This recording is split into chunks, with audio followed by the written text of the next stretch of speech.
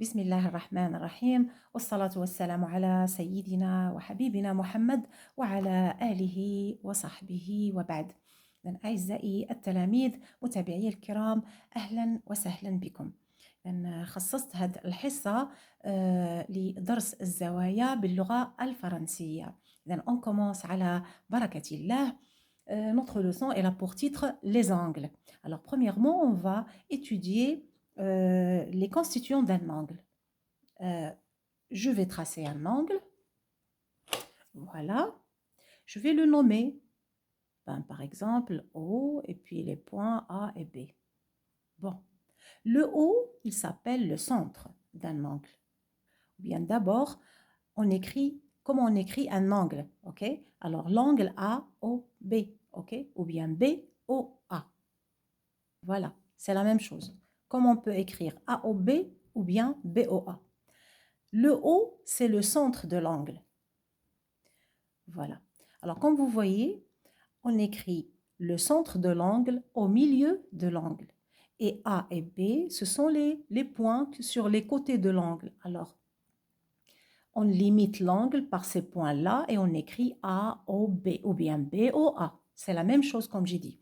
Alors maintenant, le O, c'est le centre de AOB et le O, on écrit sur le O un chapeau, d'accord? Alors ce chapeau, quand on voit cette écriture-là, on sait très bien que c'est sous forme d'un angle parce que la géométrie, c'est sous forme de signes et écriture, d'accord? Alors, c'est simplifiant. Alors pour le A au B, quand on le voit comme ça, c'est un angle automatiquement. Et quand on voit un chapeau sur le haut, ça veut dire le haut, c'est le centre de l'angle. OK? Maintenant, on va passer aux points A et B. Alors, comment on va les appeler? Alors, pour le A et B, on va écrire OA et OB sont les côtés de l'angle. Voilà. Alors, pourquoi on écrit OA de cette façon? Sous forme de rappel, sur la figure, vous voyez que le centre A, du côté du centre A, c'est limité. Alors, puisque c'est limité, on met ce signe-là. D'accord? Ça signifie que c'est une partie là, elle se limite. Et la partie du A, c'est illimité, c'est sous forme de droite. Alors, la forme de droite, on met une parenthèse comme ça.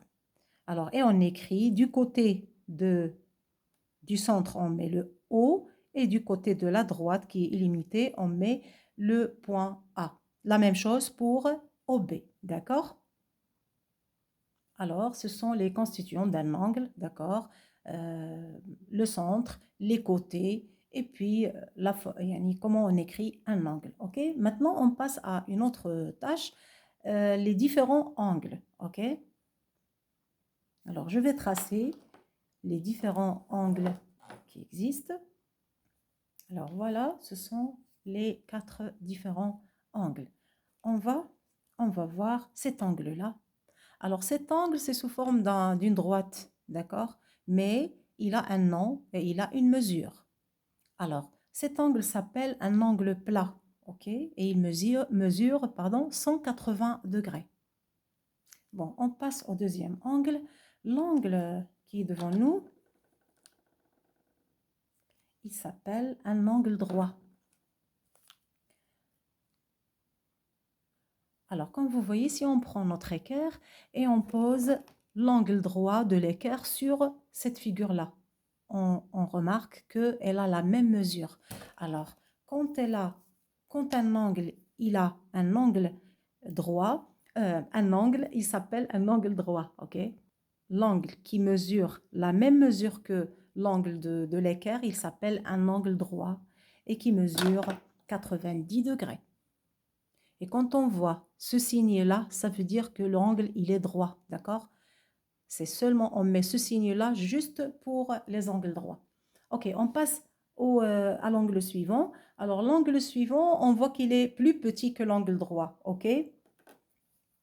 Alors, les angles qui sont inférieurs à 90 degrés, d'accord? Ils s'appellent des angles aigus, ok? On va vérifier avec notre équerre. Voilà, comme vous voyez, il est inférieur à 90 Ben, j'ai précisé l'angle droit de l'équerre par des pointillés rouges pour que pour que vous voyez la différence entre l'angle droit et le petit angle qu'on a là. Alors, tout angle inférieur à 90 degrés s'appelle angle aigu. Et pour notre dernier angle, cet angle-là s'appelle un angle obtus et c'est le contraire de l'angle aigu. Il est supérieur à l'angle droit. Alors, on va faire notre vérification avec l'équerre, avec l'angle droit de l'équerre. OK? Alors, comme vous voyez, l'angle droit, il est plus petit que notre angle. Alors, et on dit que tout angle qui est supérieur à 90 degrés s'appelle un angle obtus. Alors, je recommence. Un angle plat, il mesure 190 degrés. L'angle droit, il mesure 90 degrés. L'angle aigu, il est inférieur à 90 degrés et l'angle obtus, il est supérieur à 90 degrés. OK? Alors, si on prend par exemple un angle qui a 91 degrés, d'accord? 91 degrés. Alors, c'est un angle obtus. Pourquoi? Parce qu'il est plus grand que 90. Si on prend un angle de 89 degrés, 89 degrés, elle est inférieure à 90. Alors, cet angle-là qui a cette mesure, c'est un angle aigu. D'accord? Alors, c'est fini pour aujourd'hui. On finit, Inch'Allah, notre leçon dans une vidéo suivante.